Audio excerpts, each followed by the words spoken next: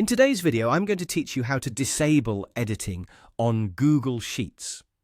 Whether you're working on a collaborative project or just want to keep your data intact, knowing how to limit editing access can be a lifesaver.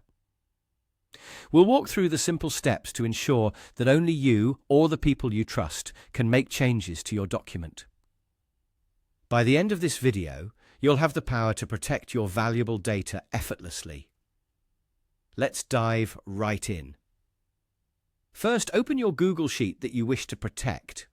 Once you're in the Google Sheet, look towards the top right corner and you'll notice the Share button. This button is your gateway to managing who can view or edit your document. Go ahead and click on it to open the Share dialog box. When the dialog box appears, you'll see a section labeled General Access. In this section, you can change the level of access for anyone who has the link to your sheet. We're going to change this setting to ensure that people can view but not edit the document. To do this, click on the drop-down menu next to General Access and select Viewer. By setting the access role to Viewer, you effectively transform your sheet into a read-only document for anyone with the link. Now, your Google Sheet is safe from any unauthorized edits. Only you and those specific individuals you invite will have the privilege to make changes. This is a particularly useful setting when you need to share information but maintain control over its integrity. There's a stronger peace of mind knowing that no unintended changes can occur without your knowledge.